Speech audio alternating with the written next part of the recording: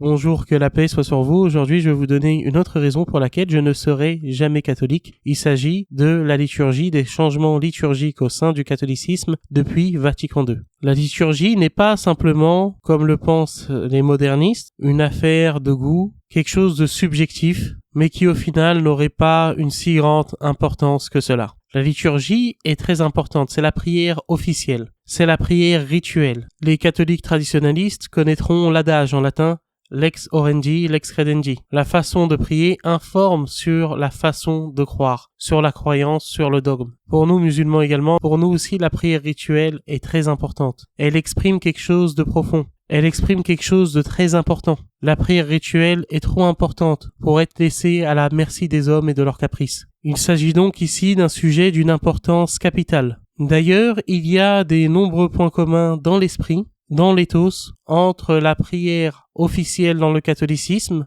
la messe tridentine, la prière officielle dans le catholicisme avant Vatican II, et la prière rituelle en islam. Il y a cette volonté de révérence. Et bien entendu, on ne fait pas ici de concordisme. Pour nous, musulmans, le catholicisme est faux. Cependant, on voit malgré tout que dans le rite tridentin, il y a cette volonté de révérence, de crainte de Dieu, cette insistance sur la crainte de Dieu, ce qui n'empêche pas de parler, bien entendu, de l'amour de Dieu. Mais il y a bon nombre d'aspects, notamment le fait que dans le rite tridentin, le prêtre est ad orientem, c'est-à-dire qu'il se dirige vers l'Orient, en donnant son dos au peuple, comme en islam, l'imam, lorsqu'il prie, donne son dos aux fidèles et se tourne vers Dieu et toute la congrégation se tourne vers Dieu. Il y a aussi la présence d'une langue liturgique, l'arabe pour nous les musulmans dans la prière rituelle, et je précise qu'il s'agit ici de la prière rituelle lors des invocations, des prières libres que les gens disent avec leur cœur. Il est tout à fait possible de prier en français, de parler à Dieu directement en utilisant ses propres mots en français. Et c'est même une excellente chose puisque, comme nous le dit un hadith, une narration prophétique, la prière est le cœur de l'adoration. Dans le catholicisme, c'est le latin qui est la langue liturgique. Donc il y a un certain nombre de points communs.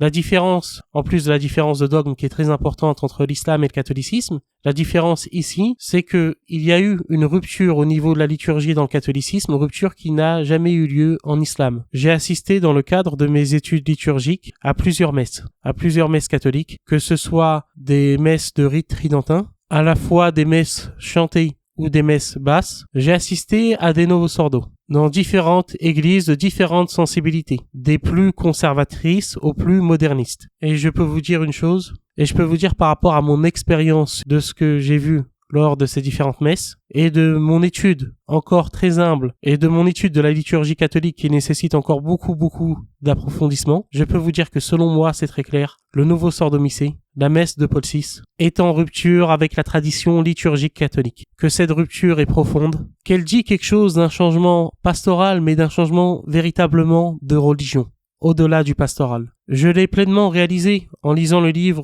du prêtre sédévacantiste l'abbé Sekada, la messe de Paul VI en question, et bien que ça soit un prêtre sédévacantiste. Et je sais que c'est l'élément sur lequel vont insister les catholiques ou Nakoum qui vont regarder ma vidéo. Mais au-delà de l'adhésion de l'abbé Sekada à la thèse de la vacance du siège et à la thèse sédévacantiste, ce qu'il dit dans ce livre est factuel, vérifiable. Il y a eu dès le début du XXe siècle une subversion progressive du mouvement liturgique. Mouvement liturgique qui était en principe, à la base, conservateur, traditionnaliste, qui voulait certes une plus grande participation des fidèles lors de la messe, mais une participation dans le sens d'une participation au chant grégorien. Ce mouvement liturgique qui voulait au moment de sa naissance et de son développement des nefs qui chantent, des fidèles qui chantent en latin. Ce mouvement liturgique a été subverti par son aile gauche. Son aile gauche qui voulait une rupture avec la liturgie catholique traditionnelle. Son aile gauche qui vilipendait une liturgie tridentine jugée trop austère, pas assez simple, trop élaborée, et insistant trop sur l'aspect du sacrifice propitiatoire de la messe, insistant trop sur la présence réelle. Et cette aile gauche du mouvement liturgique a réussi à subvertir une très grande partie du mouvement liturgique et a fini par subvertir la messe catholique en elle-même, progressivement. On a déjà eu dans les années 20 des prototypes de messe qui ressemblent beaucoup à la messe nouvelle, à la messe de Paul VI, au nouveau sordo. On le voit par exemple dans les livres de l'abbé Sekada où dans les années 20, il y avait un prêtre qui a mis en place une sorte de prototype de messe, une sorte de prototype du nouveau sordo, dès 1920. Mais c'est véritablement dans les années 50 que s'installent les tenants de cette réforme liturgique et ces agents et ces prêtres modernistes, ces prêtres de gauche ont pu infiltrer l'Église catholique par le biais de la naïveté de Pie XII, qui était un pape conservateur traditionnaliste, mais qui a permis la réforme de la Semaine Sainte, qui a été un des pas vers la réforme liturgique qu'on a connue avec Vatican II, puis avec le Concilium, puis avec la publication des différentes instructions générales et du nouveau missel de Paul VI, du nouveau Sordo Missé. C'est ainsi que, progressivement, le rêve des Jungmann, des Louis Bouillet, que ce rêve de réforme liturgique est devenu réalité. Tout d'abord avec la constitution liturgique de Vatican II, Sacrosanctum Concilium, qui certes peut être lue d'une façon très conservatrice, très traditionnelle, puisque Sacrosanctum Concilium parle de l'importance du chant grégorien par exemple, mais Sacrosanctum Concilium peut être aussi lu aussi facilement par les modernistes, puisque Sacrosanctum Concilium ouvre la voie à plus de vernaculaire. Mais cela ne s'arrête pas à Sacrosanctum Concilium, cela va au-delà avec la mise en place du Concilium par Paul VI, avec le but suivant, l'écriture d'un nouveau missel, du nouveau missel qui remplace le rite tridentin. Il y a eu la réforme également du canon romain, le fait de rendre le canon romain facultatif, le fait de faire qu'un prêtre peut remplacer le canon romain par une des prières eucharistiques. Et il y a certaines prières eucharistiques qui insistent beaucoup moins sur l'aspect propitiatoire du sacrifice de la messe, sur le fait que dans la théologie catholique traditionnelle, la messe est la représentation non sanglante du dit sacrifice du Christ sur le mont Golgotha. Cet aspect est mis de côté dans la nouvelle messe, dans la messe de Paul VI, même s'il n'est pas nié officiellement, et que par exemple par la suite le catéchisme de 92 réaffirme cet aspect. Mais en termes d'enseignement, de ce que voit le fidèle catholique qui, pour la plupart du temps, apprend sa religion par la messe, on voit qu'il y a eu un changement véritablement de religion. Et cela s'est traduit par la baisse du nombre de catholiques qui croient en la présence réelle, même du nombre de catholiques pratiquants qui croient en la présence réelle. Ce n'est pas une coïncidence. Il est clair que la nouvelle messe, la messe de Paul VI, met beaucoup plus l'accent sur l'homme que sur Dieu. L'Église conciliaire, en donnant un indulte aux conférences épiscopales leur permettant d'autoriser la communion sous la main, leur permettant d'autoriser la communion sur la main, au lieu de la communion sous la langue, ce qui était la pratique catholique quasiment universelle, même si c'est un développement organique d'une certaine façon. On ne va pas rentrer dans le débat sur la dite antiquité de la communion sur la main. La communion sous la langue était quelque chose qui était ancré dans la liturgie catholique, un développement organique. Ce changement-là, par exemple, montre qu'il y a une perte de la révérence par rapport à ce que les catholiques appellent le Saint-Sacrement. Ce ne sont pas que des détails, cela symbolise l'importance que les catholiques d'autrefois donnaient à l'Eucharistie, donnaient à la présence réelle du Christ, selon eux, dans l'hostie lorsqu'elle était consacrée. Lex orandi, lex credendi. La façon de prier informe sur la façon de croire, sur la croyance, sur le dogme. Certains nous diront qu'il est possible de célébrer pour un prêtre la messe de Paul VI de façon révérencieuse. Et c'est relativement vrai. En ayant assisté à des nouveaux sordos dans une église de tendance traditionnaliste qui célèbre le rite extraordinaire, le rite tridentin, mais qui célèbre aussi la messe de Paul VI. Mais le problème, c'est que c'est l'exception qui confirme la règle. Et que, en allant dans une autre église à quelques kilomètres de cela, une église catholique, en pleine communion avec Rome également, j'assiste à une messe qui est totalement différente, avec beaucoup moins de révérence, avec beaucoup moins de génuflexion des fidèles, avec des fidèles qui reçoivent la communion sur la main et non plus sous la langue. Et non plus sous la langue, par exemple, comme ça se fait lors des messes nouveaux sordos. Dans l'église traditionnaliste, qui célèbre également les nouveaux sordos, les fidèles se mettent à genoux pour recevoir l'hostie consacrée. Dans l'église catholique conciliaire, plus moderniste, que je fréquente également, le même rite est vu de façon très différente. La communion est reçue dans la main.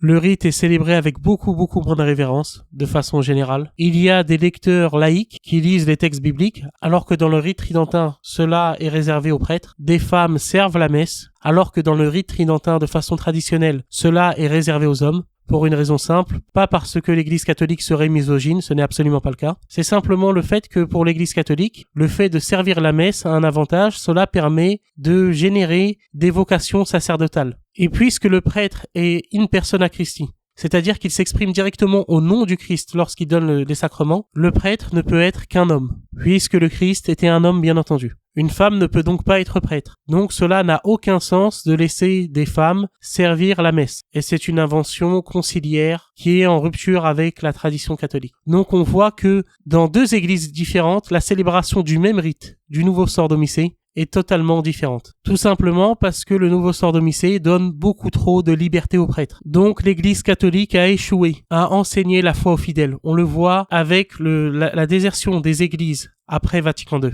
Même si aujourd'hui la situation revient progressivement à la normale et qu'il y a une augmentation de la pratique du catholicisme, notamment traditionnel, chez les jeunes. Mais l'Église catholique conciliaire a échoué dans sa transmission de la foi catholique. Les catholiques pratiquants ne croient plus pour la grande majorité d'entre eux en la présence réelle, ou en tout cas le chiffre partout dans le monde est en baisse, et cela est dû au nouveau sort domicée. Certes, il n'y a pas d'abus liturgique dans chaque paroisse qui célèbre le nouveau sort domicée, mais ces abus liturgiques sont beaucoup plus faciles. Et là, l'exemple que j'ai donné, ce ne sont même pas des abus liturgiques. C'est des choses qui sont totalement autorisées depuis Vatican II, depuis le nouveau sort domicée. Certains catholiques rétorqueront peut-être que mon avis n'est pas intéressant, ou que l'avis de quelques obscurs sédévacantistes n'est pas intéressant concernant le nouveau sort d'eau. Pourtant, le constat que posent les gens de la Fraternité Saint-Pédis, les sédévacantistes, et que je pose moi-même sur le nouveau sort d'eau, ce constat n'est pas simplement le nôtre. Ce constat a été posé à l'époque, directement,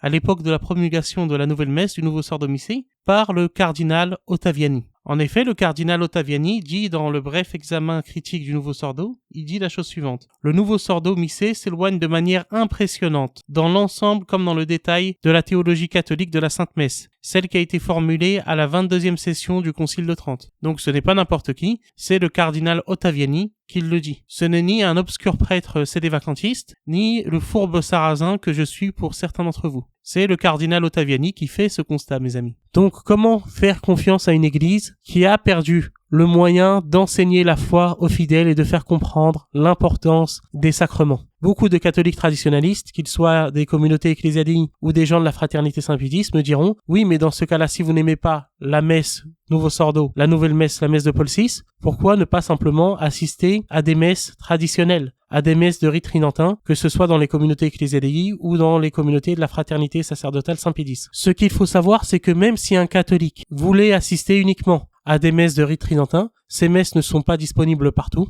mais surtout depuis Traditionis Custodes, le pape François a limité l'accès aux messes en latin. Et c'est une politique que le pape François va mettre en place de plus en plus. Il va continuer dans ce sens. Son but, il l'a clairement dit dans Traditionis Custodes, c'est que le nouveau sort domicée devienne le seul rite dans l'église latine, qu'il ne subsiste que le nouveau sort domicée. Et à la fois, les fidèles des communautés ecclésiastiques et les fidèles de la Fraternité sacerdotale Saint-Pédis se retrouvent dans un paradoxe, dans une forme d'incohérence, d'une certaine façon, puisqu'ils veulent rester fidèles à la messe tridentine, à la messe de toujours, comme ils le disent, mais qu'à côté, ils vont se retrouver dans l'obligation de désobéir au pape, alors que l'on voit dans Pasteur Eternus que le pape doit être obéi, même sur les questions de gouvernement, même sur les questions de gouvernement de l'Église, même sur les questions de discipline ecclésiastique. Le droit canonique ne permet pas à un fidèle catholique de désobéir au pape.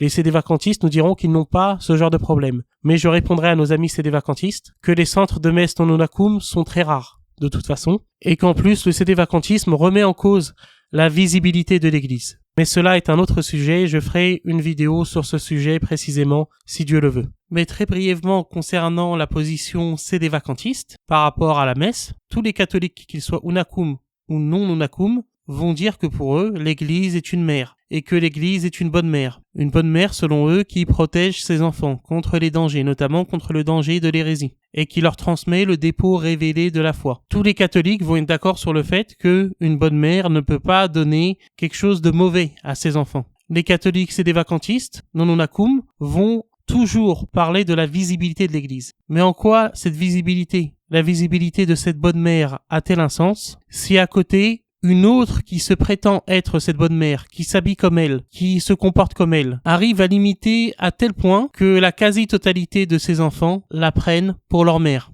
Parce qu'en effet, l'écrasante majorité des catholiques n'est pas sédévacantiste. L'écrasante majorité des catholiques pratiquants assistent au nouveau sort domicée, pensant recevoir un cadeau de leur mère spirituelle, l'Église, un cadeau qui n'est pourtant pas bon pour eux, qui n'est pas bon pour leur foi, et qui s'éloigne, comme le dit le cardinal Ottaviani, de façon impressionnante du rite tridentin. Donc, selon les sédévacantistes, Dieu aurait laissé l'Église conciliaire prendre toutes les apparences de la vraie Église, selon eux. Ce qui permet de tromper ses enfants sans aucune possibilité pour quelqu'un qui n'est pas théologien, qui n'est pas canoniste, de distinguer la vraie de la fausse Église. Donc, comment faire confiance à une religion dont la liturgie peut changer et s'adapter au monde à cause de caprices de gauchistes modernistes comme Jungmann ou Louis Bouillet? Comment, mes chers amis catholiques, vous pouvez faire confiance en une telle religion? Comment, mes chers amis catholiques, vous pouvez faire confiance en un magistère qui accepte de changer la liturgie afin de plaire au monde? En islam, la liturgie, la prière rituelle ne change pas. Et ce, quelles que soient les critiques, les attaques des modernistes, des gauchistes, des réformistes. La prière en islam n'a jamais changé depuis 1400 ans. On se tourne toujours vers Dieu, et le centre de la prière islamique, l'unique objectif, c'est Dieu Tout-Puissant. C'est d'aimer Dieu. Les musulmans sunnites, et 85 à 90% des musulmans dans le monde sont sunnites, prient ensemble dans les mêmes mosquées, malgré quelques divergences entre les 4 grandes écoles sur quelques détails concernant la prière. Mais le cœur est le même, et les musulmans sunnites prient ensemble. Et quelqu'un comme le comédien Mehdi Jadi, ex-musulman converti au catholicisme, l'affirme très clairement. On n'entend jamais parler des différents courants de l'Église catholique, alors qu'on est préparé pour ça. Nous, on vient de l'islam, on sait qu'il y a les sunnites, les chiites, qu'il y a diverses écoles, mais on aimerait être préparé parce que pour nous, c'est un choc quand on arrive et que d'un seul coup, on doit choisir un camp. Est-ce que tu es tradi? Est-ce que tu es charismatique? Comment? Et c'est très dur pour nous qui avons... on n'a pas envie de choisir.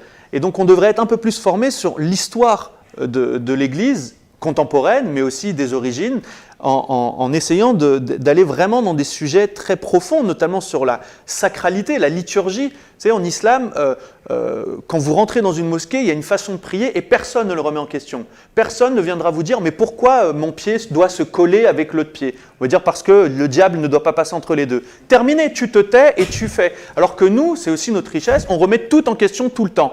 Je me mets à genoux après le Sanctus, l'autre ne se met pas à genoux après le Sanctus, moi je fais ce que je veux, c'est un peu ma sauce. Et du coup, il y a un peu, on a besoin d'avoir une formation, où après c'est à chacun de choisir avec sa sensibilité, mais on a quand même besoin d'avoir des points de repère sur ces questions qui sont extrêmement importantes. Quand on arrive, pour des cathos d'élevage, c'est votre, voilà, vous parlez tout le temps de ça, donc vous connaissez, vous comprenez. Mais pour nous, c'est très compliqué. Je pense qu'il y a véritablement besoin d'aller aussi sur ces sujets. Donc on voit que en islam, la prière rituelle est une source d'unité entre musulmans. Et comme j'ai dit, 85 à 90% des musulmans sont sunnites. Donc les divisions sont bien moindres que dans le christianisme, où seulement 50% de ceux qui se disent chrétiens dans le monde sont catholiques, par exemple. Et où il y a des divisions sur la liturgie très profondes entre catholiques. La prière en islam permet l'unité des hommes qui se dirigent vers Dieu, qui prient Dieu Tout-Puissant. L'unité des croyants qui expriment l'unicité de Dieu. Et cela, ce cadeau ne sera jamais changé, quelles qu'en soient les attaques des modernistes, des gauchistes, des réformistes. La prière islamique ne changera jamais. La messe catholique change, et très probablement, le pape François finira par interdire le rite tridentin. Et les catholiques des communautés ecclésiadei de la fraternité Saint-Pédis se trouveront dans le dilemme suivant. Est-ce qu'ils obéiront à celui qui est pour eux le vicaire du Christ, ou est-ce qu'ils voudront garder la messe de toujours? C'est pour cela que j'invite nos amis catholiques à étudier l'islam, à véritablement chercher à en savoir plus sur l'islam et à appeler notre numéro vert s'ils le souhaitent, au 0805 11 96 57, au 0805 11 96 57, c'est gratuit et anonyme. Et notre numéro vert est ouvert du lundi au vendredi, de 10h à 19h. Chers amis catholiques, je prie chaque jour pour vous. Je prie chaque jour pour nos amis catholiques traditionalistes, afin que Dieu vous guide vers l'islam. Cherchez la vérité, et la vérité vous rendra libre, comme le disait le Christ. Je vous remercie beaucoup pour votre attention, que Dieu vous bénisse, et que Dieu vous garde.